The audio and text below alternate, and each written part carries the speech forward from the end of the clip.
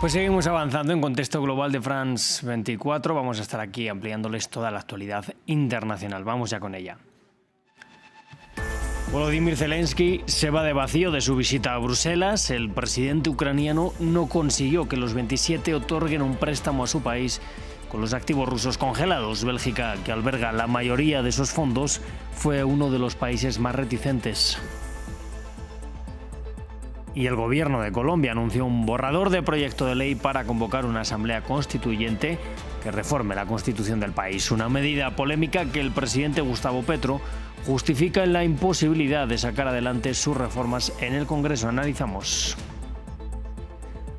Luis Ignacio Lula da Silva confirmó que va a buscar un cuarto mandato en 2026. El presidente de Brasil será candidato a las próximas elecciones y hasta el momento se desconoce quién puede ser su principal rival tras la inhabilitación del expresidente Jair Bolsonaro.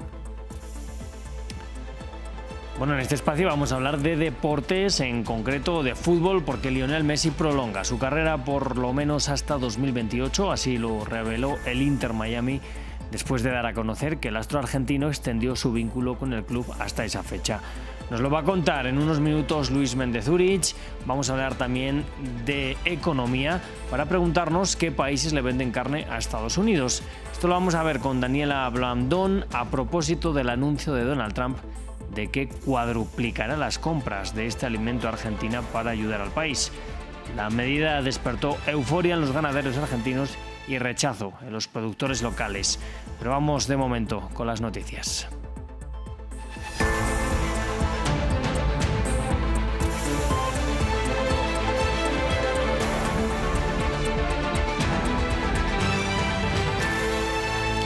Pues comenzamos con la mirada puesta en Bruselas, hasta donde viajó un Volodymyr Zelensky, que por ahora vuelve a Ucrania con las manos vacías.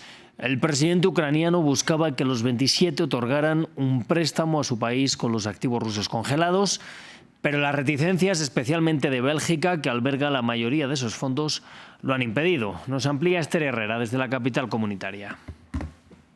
Era uno de los temas del día, se esperaba llegar a un acuerdo, pero finalmente no ha podido ser. Los líderes europeos han pedido a la Comisión Europea que presente un plan de financiación para Ucrania con varias opciones de forma detallada y que lo haga cuanto antes posible. Hasta ahora la opción principal era utilizar los activos rusos congelados, aproximadamente unos 200.000 millones de euros que se encuentran en territorio europeo, para dar un préstamo a Ucrania, un dinero que además no tendría que devolver hasta una vez haya acabado la guerra y siempre y cuando Rusia se comprometiera a pagar por su invasión. Pero lo que parecía que hoy iba a ser el acuerdo y que estaba prácticamente cerrado, excepto las reticencias de Bélgica, finalmente no ha podido ser, precisamente por este país, por Bélgica, donde se encuentran la mayoría de activos rusos congelados, por el temor y por los riesgos y las dudas legales que provocaba el uso de estos activos rusos congelados, que han provocado que finalmente, de momento, esta propuesta no siga adelante. Bruselas promete que hará una propuesta legal en que se va a respetar el derecho internacional. Con todo, la Unión Europea asegura que va a seguir apoyando a Ucrania y que la va a seguir apoyando también en sus necesidades financieras para al menos los 2 próximos años. En todo caso, ha sido una de cal y otra de arena, porque por otra parte los países europeos sí han aprobado un nuevo paquete de sanciones contra Rusia, en que una de las medidas clave es el veto ya para 2027 de la importación de gas natural licuado ruso, además de otras medidas económicas. Además, lo han hecho justo antes de reunirse con el presidente ucraniano Volodymyr Zelensky aquí en Bruselas, quien ha pedido más presión a Rusia para que se siente a negociar. Bueno, este jueves Donald Trump ha insistido en que la lucha contra los cárteles del narcotráfico, a los que llama el Estado Islámico de Occidente, no ha hecho más que empezar. Una lucha con la que la administración republicana justifica la militarización del Caribe y los ataques contra embarcaciones en aguas internacionales, ahora también en el Océano Pacífico. Tras el segundo ataque frente a sus costas, el presidente colombiano denunció un intento de injerencia en las elecciones del próximo año. Estas imágenes, compartidas por el secretario de Guerra, Pete Hegseth, muestran un nuevo ataque estadounidense contra una embarcación acusada sin pruebas por el Pentágono de llevar droga hacia Estados Unidos. Se trata del segundo bombardeo estadounidense en el Pacífico frente a las aguas colombianas desde este miércoles. El presidente Gustavo Petro denunció que se trata de un intento de influir en las elecciones colombianas a favor de la extrema derecha. Estados Unidos en este tipo de acciones está cometiendo ejecuciones extrajudiciales. Sea que los lancheros sean culpables de llevar cocaína, sea que no lo sean, en ambas circunstancias hay un uso desproporcionado de la fuerza que es castigado por el derecho internacional humanitario. La portavoz de la Casa Blanca aseguró que Gustavo Petro no está desescalando la retórica y con la misma narrativa que ya ha empleado contra el mandatario venezolano Nicolás Maduro, Donald Trump acusó de narcotraficante al presidente de Colombia, un país históricamente aliado de Estados Unidos. Es un tipo que produce mucha droga. Acabamos de suspender todos los pagos destinados a Colombia. Es un criminal, ha hecho mucho daño a su país. Colombia va muy mal, fabrican cocaína, sus drogas son peligrosas y entran a Estados Unidos a través de México. En repetidas violaciones del derecho internacional, las Fuerzas Armadas estadounidenses han matado al menos a 39 personas con bombardeos contra el Pacífico y el Caribe. Ante la incertidumbre del objetivo final de la amenaza, el presidente Donald Trump rechazó que sea necesaria una declaración oficial de guerra. Y vamos a hablar precisamente de Colombia, porque el ministro de Justicia, Eduardo Montealegre, anunció un borrador de proyecto de ley para convocar una asamblea constituyente que reforme totalmente la Constitución del país. Una medida polémica y con pocos visos de triunfar con la actual correlación de fuerzas en Colombia, pero que ahonda en una idea del presidente Gustavo Petro de llamar a la Constituyente ante la imposibilidad de sacar adelante sus reformas en el Congreso. Para analizar este escenario vamos a hablar hoy con el abogado constitucionalista y docente Mauricio Gaona. En primer lugar, gracias por estar con nosotros aquí esta noche. La narrativa de Petro es clara ante el bloqueo en el Congreso a sus reformas. Constituyente, ¿se justifica este escenario que plantea el Gobierno? Buenas noches, Rodrigo. No, la verdad no. Es un escenario altamente peligroso porque cuando usted analiza el proyecto y analiza la exposición de motivos del proyecto, es decir, lo que llamamos congruencia constitucional entre la motivación para hacer la reforma y la propuesta de reforma, usted se da cuenta que lo que quieren cambiar no es la Constitución, sino el orden constitucional. Ellos argumentan que necesitan un Estado unido en el que el Poder Ejecutivo y el Poder Legislativo sigan la misma mayoría. Eso básicamente significa la eliminación total de la oposición, a la que denominan ellos bloqueo institucional, y básicamente la oposición es el precio que se paga por tener una democracia, y pasar esta reforma es el precio que se pagaría por perderla. Bueno, le quiero preguntar si ante este eventual escenario o no escenario, porque parece difícil que pase la propuesta, podríamos entrar de nuevo en una crisis institucional. A mí me preocupa es la tercera etapa del proyecto. Es donde podrían ellos ejercer algo similar a lo que ocurrió en Venezuela. Me explico. La forma propuesta sí es constitucional, tanto por el presidente como el ministro de Justicia. Esa parte es constitucional, hay que reconocerlo, hay que ser objetivo. La recolección de firmas es parte del procedimiento. Pasa al Congreso, el Congreso por mayoría calificada, es decir, mayoría absoluta en las dos cámaras, la aprueba. Y después pasa a la Corte Constitucional para que revise solamente por vicios de forma. Pero en el interregno, en ese periodo, ellos establecen la Asamblea Constitucional y definen cuál es su competencia. Ahí es el jaque. Eso ocurrió en Venezuela. Si deciden que la competencia sea absoluta, como parece ser, que el único límite sea que no revocan el Congreso y que respetan algunos tratados de derecho internacional, pues la verdad eso no importa, porque de todos modos el derecho internacional no se reforma en una constitución. Eso sería una violación. El derecho internacional ya está desnacionalizado. El problema es lo que puede hacer esa asamblea. Y si el proyecto, si usted lee la exposición de motivos, es lograr un poder unido, es eliminar la oposición, es eliminar la democracia, usted ya no está cambiando las leyes ni las normas constitucionales, aunque hablen de derechos, etcétera. Lo que está cambiando es el principio de separación de poderes. Es decir, en práctica habría solo dos poderes. El presidente, que controla el Congreso como un departamento más, y la rama judicial, pero la controla a punta de appointments, o sea, de nombramientos. A esto se le conoce como dictadura constitucional. Quería preguntarle por un posible proyecto alternativo, porque la derecha también ha hablado en algún momento de reformar la Constitución. ¿Puede haber algún tipo de consenso que no sea esto que propone ahora mismo Gustavo Petro, pero que sí que pueda llevar a una reforma? Sí, lo que ocurre es que los gobiernos en la América Latina no pueden seguir usando la Constitución para acomodar sus plataformas políticas, sea de izquierda o de derecha. Realmente eso es algo importante, porque eso crea una inestabilidad internacional y regional. El problema realmente no son las constituciones. Más que todo el problema son los líderes. Es probablemente lo que tienen que cambiar.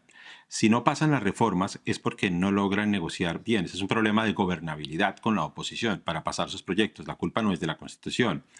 Y si por otro lado sienten que los derechos son desuetos porque no cumplen sus voluntades, pues realmente lo que estamos hablando es de la imposición de una voluntad. Recuerde usted bien, desde la Constitución francesa, la ley es la expresión de la voluntad general. La loi c'est l'expression de la volonté générale. Y no es voluntad general cuando es una imposición de un gobierno, sea de izquierda o derecha. Entonces, en ese contexto, pareciera más un afán por acomodar una plataforma política, un proyecto político, que por cambiar la Constitución para hacer que el país evolucione en una u otra dirección. Aunque el discurso pareciera indicar eso, no es el trasfondo. Pues le pregunto precisamente por el proyecto político. ¿Podría estar Gustavo Petro, por tanto, lanzando un órdago a sabiendas de que no va a salir adelante este proyecto, más en cara a esta incipiente carrera presidencial que estamos ya empezando a vivir en Colombia?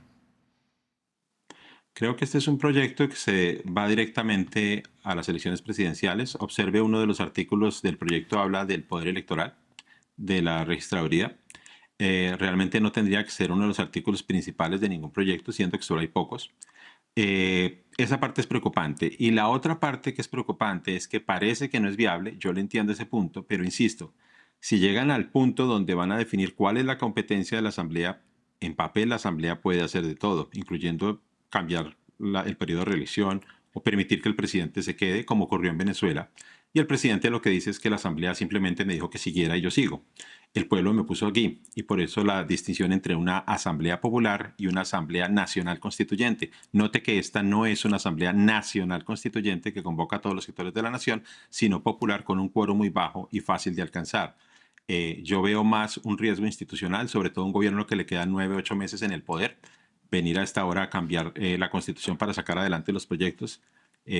Creo que cualquier persona, aunque no sean expertos constitucionales, entenderían que es altamente riesgoso y sumamente inconveniente. Las constituciones se cambian por hechos y movimientos políticos importantes de una nación, no por un proyecto político definido que fracasó y le quedan 8 meses en el poder. Pues Mauricio Gaona, le doy las gracias por haber estado con nosotros aquí esta noche. Gracias, Rodrigo. Que esté muy bien. Nosotros avanzamos porque en medio de una visita de Estado a Indonesia, Luis Ignacio Lula da Silva anunció que a pesar de estar cerca a los 80 años, va a buscar la reelección en las elecciones de octubre de 2026. Además, el actual presidente de Brasil anunció nuevos acuerdos comerciales con Yakarta y afirmó que buscará afianzar sus vínculos con las naciones del continente asiático. Nos lo cuenta Diego Bazzani. Luis Ignacio Lula da Silva anuncia que buscará continuar en el poder en medio de su gira asiática. Este jueves, el presidente de Brasil anunció en el marco de una visita de Estado a Indonesia que buscará un cuarto mandato no consecutivo. De este modo, el líder del Partido de los Trabajadores aseguró que su edad no es un problema para presentarse a los comicios de octubre de 2026. Quiero decirles que pronto cumpliré 80 años, pero tengan por seguro que tengo la misma energía que cuando tenía 30 y voy a presentarme a un cuarto mandato en Brasil. Por otra parte, la potencia sudamericana afianzó sus vínculos económicos con el gobierno de Yakarta. Ambos somos miembros del BRICS y del G20, por lo tanto queremos impulsar nuestra cooperación. Hoy hemos sido testigos de una importante cooperación económica. El valor de lo que acabamos de firmar podría superar los $5.000 millones. Además, Lula dejó en claro que su administración se encuentra en la búsqueda de llegar a nuevos mercados. Creo que los pueblos de Indonesia y Brasil merecen que hagamos el mayor sacrificio para garantizar que el comercio entre Indonesia y Brasil crezca al ritmo de crecimiento de nuestra población. De acuerdo con crecimiento. La próxima parada de la gira asiática del mandatario brasileño será Malasia, en donde Lula se reunirá con el primer ministro Anwar Ibrahim con la ambición de expandir las inversiones entre ambos países. Además, participará en la cumbre de la ASEAN en Kuala Lumpur, reunión en la que también se espera la presencia del presidente de Estados Unidos, Donald Trump, y altos funcionarios del gobierno de China. Pues con este informe vamos a cerrar el informativo, pero ya seguimos también con deportes. Bueno, pues vamos a empezar un nuevo repaso deportivo con mi compañero Luis Méndez Urich. Luis, bienvenido. Muchas gracias, Rodrigo. Y vamos a empezar a hablar de una de las grandes estrellas de la historia del fútbol, que parece que va a alargar todavía un par de temporadas su andadura, ¿verdad?, por los estadios. Fue lo que se conoció hoy, Rodrigo, respecto al astro argentino Lionel Messi, quien firmó, como bien lo apuntas, una extensión de su contrato con el Inter Miami hasta la temporada del 2028. De acuerdo con diversos reportes, la negociación tomó algunos meses. El propietario de este conjunto, el señor Jorge Mas, ha referido que desea que Lionel Messi esté en este conjunto para inaugurar el nuevo estadio, cuya apertura está prevista para el próximo año. Más allá de ello, Messi extendería por lo menos contractualmente su carrera hasta los 41 años. Desde su llegada a este equipo en el año 2023, Messi ha anotado 71 goles y ha repartido 37 asistencias en 82 partidos disputados. En esta campaña ha anotado 29 goles y otorgó 16 pases a gol. Ello le permitió al Inter Miami terminar en el tercer puesto de la conferencia de la MLS y este viernes estará disputando el partido de ida de los playoffs ante Nashville. La verdad que es una alegría poder seguir continuando acá. Empezamos desde el principio, por decirlo de alguna manera, con este sueño, con este estadio y poder ser parte, poder jugar en este estadio y vivirlo desde adentro, la verdad que es muy lindo. Bueno, vamos a seguir hablando de fútbol en el continente. La Copa Suramericana y la Libertadores siguen avanzando, ¿verdad? Por supuesto que sí. Recordemos que esta última que mencionas ya está en la búsqueda de sus dos finalistas. Ayer, Flamengo de Brasil, con gol de Jorge Carrascal, venció 1-0 a Racing de Avellaneda, representante de Argentina. A esta hora se está disputando el partido de ida entre la Liga Deportiva de Quito y Palmeiras de Brasil. El conjunto ecuatoriano está venciendo 2-0 al otrora campeón de este torneo, como lo es el Palmeiras, en un partido que ya está por terminar la primera parte.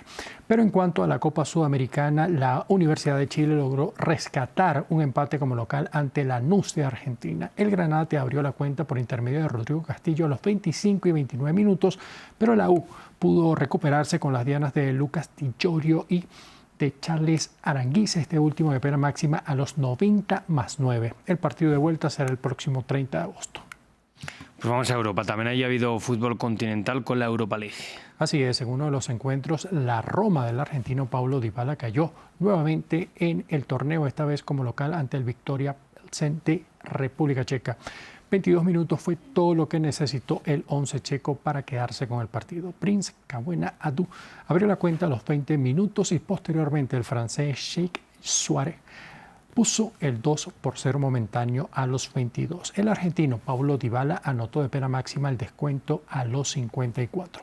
En otros resultados, el Nottingham Forest venció 2-1 al Porto. El PAOK griego venció como visitante al Lille 3-4. El Braga portugués se impuso 2-0 al Estrella Roja. El Go Ahead Eagles de Países Bajos venció 2-1 al Aston Villa. El Celta de Vigo venció al Niza y el Celtic se impuso al Sturm Graz austriaco. También hubo victoria de la Bolonia, que venció 1-2 al Steaua Bucarest. El Fenerbahce venció 1-0 al Stuttgart. Lyon se impuso 2-1 al Basilea y el Genk de Bélgica y el Betis empataron sin goles. Bueno, pues vamos a hacer ahora un repaso a una noticia que estábamos esperando todos los aficionados al ciclismo en general. El Tour de Francia ha presentado su nuevo recorrido con sorpresas que prometen. Así es, como bien lo apuntas, ya se conocen los recorridos tanto para la edición masculina como para la femenina, que se estará disputando entre el 1 y el 9 de agosto del próximo año. Pero para conocer los detalles y dónde arranca cada una de estas ediciones, veamos el siguiente trabajo de nuestra compañera Natalia Ruiz. Hoy aquí en París se presentaron los recorridos de los Tours de Francia masculino y femenino para 2026. A cargo de esta presentación, Christian Prudhomme y Marion Rousse, los directores de ambas carreras. El Tour de Francia masculino comenzará en España, justamente allí en Barcelona, el próximo 4 de julio con una contrarreloj por equipos, algo que no se hacía desde 2019. Estará las 3 primeras etapas en Cataluña antes de llegar a Francia, donde pasará una buena parte por los Pirineos. Subirá llega hacia Burdeos antes de realizar toda una diagonal desde el suroeste del país hasta el noreste de Francia, llegar allí a los Vosgos y a la Jura. Por supuesto que habrá ese paso obligado por los Alpes franceses con dos etapas que van a llamar mucho la atención, etapa 19 y etapa 20, que terminarán con un ascenso al Alpe d'Huez, ese mítico lugar del ciclismo francés, esos ascensos en esas 21 curvas que son como unas serpentinas y que por supuesto pondrán a prueba las piernas de los corredores. Allí en una de esas etapas se pasará también por el Colombier, que será el techo de este Tour de Francia a más de 2.600 metros de altura, y la llegada después de todo esto será por supuesto aquí en París, y una vez más el Tour terminará pasando por el mítico barrio de Montmartre, en esas calles empinadas y empedradas. Esto ya se había probado en el Tour de Francia de este año, había sido una etapa que había gustado muchísimo, que había generado unos ratings muy altos, y por eso la organización mantiene entonces ese momento con mucho más picante, esa llegada aquí a París, que es un legado también de los Juegos Olímpicos que se celebraron ya hace un poco más de un año aquí en la capital, con la prueba de ruta que también pasaba por Montmartre. El Tour de Francia que irá entonces del 4 de julio al 26 de julio, y solo habrá que esperar unos pocos días antes de volver a vivir un poco más de ciclismo, esta vez con las mujeres, el Tour de Francia femenino, que comenzará el próximo 1 de agosto, esta vez desde Suiza, desde Lausana. Habrá 3 etapas también allí en tierras helvéticas antes de llegar a Francia, y no directamente a montaña, a diferencia de lo que se podría pensar, pero en realidad habrá todo un descenso hasta el Mont Ventoux, que será uno de los momentos más fuertes, quizás el plato fuerte de este Tour de Francia femenino, allí por esos paisajes un poco lunares que da ese mítico Mont Ventoux, primera vez que pasará por allí este Tour, para terminar finalmente en Niza el próximo 9 de agosto. Según Marion Rousse, esta edición, 5ª edición del Tour de Francia femenino, será la más difícil que se haya hecho, y será también la oportunidad para que Pauline Ferrand-Prévot, la francesa, pueda defender su título conseguido en la edición de este año allí en Châtel. Bueno, pues interesante lo que nos cuenta nuestra compañera desde París, ese Mont Ventoux para las mujeres y doble paso, doble final en Alpe d'Huez para los hombres. Luis, gracias por este repaso. Un placer. Venga, nosotros vamos a seguir ya con la economía. Una economía que viene hoy plagada de carne, precisamente la que planea comprarle a Estados Unidos a Argentina, pero esto nos lo va a contar mi compañera Daniela Blandón. Dani, mucha carne parece que va a llegar desde Argentina a Estados Unidos. Claro, plagada de carne, y carne argentina, que no es poca cosa. Se van a llenar de asados ahora en Estados Unidos. Claro que sí. Rodri, pues ha pasado casi una semana desde que el presidente Donald Trump anunció que ayudaría a Argentina a salir de su crisis comprándole más carne, lo que de paso le ayudaría a bajar los precios internos que están en máximos históricos. El plan ya va tomando forma. Este jueves la Casa Blanca anunció que buscará cuadruplicar las compras al país sudamericano a través de un cupo de 80.000 toneladas métricas anuales que entrarán con aranceles bajos, lo que causó euforia en la industria argentina, cuyo competidor Brasil tiene grandes cantidades de carne, pero paga hoy el 50% de arancel para poder llegar a la Unión Americana. El 60% de las exportaciones de Argentina son a China. Ahora va a haber una competencia por esa carne para industria entre China y Estados Unidos. El que pague mejor se va a llevar la mayor cantidad. Esto es así de sencillo. Es muy importante obtener un mercado de valor, porque el de Estados Unidos es un mercado de valor de alrededor de $8.000 la tonelada, contra 4.000 que se puede vender una vaca en China. Bueno, Dani, hay que ver la contraparte, porque parece que los productores de carne estadounidenses no están tan contentos. Bueno, en Estados Unidos hay dos realidades. Primero, la escasez de ganado, con el número de ejemplares en su nivel más bajo en 75 años, y una fuerte demanda de los consumidores por otro lado. Eso ha hecho que los precios de la carne de res hayan alcanzado récords este año. Aún así, esta es una noticia dura de digerir para los indignados ganaderos locales, que afirman que el gobierno debería respaldarlos y que el aumento de las importaciones amenaza su sustento. El Departamento de Agricultura anunció que tiene un plan para expandir el rebaño de ganado nacional, sin ofrecer muchos detalles. Bueno, pues veremos si más adelante dan más detalles. De momento vamos a ver cómo se movería esta tabla de importaciones de carne a Estados Unidos. Vamos a ver cómo Estados Unidos en 2024 importó unos 4.600 millones de libras de carne y ya para ese entonces las compras del exterior estaban subiendo casi un 25%. Aquí vamos a ver las cifras. Australia, su principal proveedor, incrementó las ventas a la Unión Americana en casi un 70% el año pasado. Ahora, después en el ranking aparecen Canadá, Brasil y México. Solamente el 2% de la carne viene de Argentina, que aparece como octavo en la lista de mayores proveedores. Ya vemos cómo hay países que tienen una buena porción de estas ventas. Estas importaciones tienden a ser carne magra, las de Argentina, que se mezcla con suministros nacionales para hacer carne de hamburguesas. Y es por eso que los analistas creen que aumentar las compras a Argentina probablemente no reducirá significativamente los precios al consumidor, sino que ayudará a elevar los márgenes de ganancias de los restaurantes y distribuidores de alimentos, así que el ahorro puede quedar en los bolsillos equivocados. Bueno, pues interesante todo lo que nos estás contando, Daniela, y además hay que ver un tercer país que también está inmiscuido en todo este tema, porque parece que parte de la culpa, no sé si culpa, pero de los factores que contribuyen a que falte carne en Estados Unidos viene de México. Claro, y aquí estamos hablando de exportaciones de ganado vacuno, desde México hasta Estados Unidos, que llevan suspendidas desde mayo por el brote de una plaga llamada gusano barrenador, que es mortal para los animales. Hoy la presidenta se refirió al tema. La próxima semana, por eso estamos esperando, la próxima semana va a Estados Unidos a reunirse con la secretaria de Agricultura del gobierno de los Estados Unidos. Esperamos que pueda regresar con un acuerdo ya de la apertura de la frontera. Entonces, a partir de ahí, pues ya vendría a informar. Entonces, por eso esperamos un poquito. Daniela, rebotamos de nuevo hasta Argentina. Allí hay un nuevo canciller que es, al parecer, la mano derecha del ministro de Economía. Y que nos ha dado bastante noticia por estos días este país sudamericano. El economista Pablo Quirno, con una gran trayectoria en el sector financiero privado, llevaba 2 años como secretario de Finanzas y miembro clave del equipo de Luis Caputo.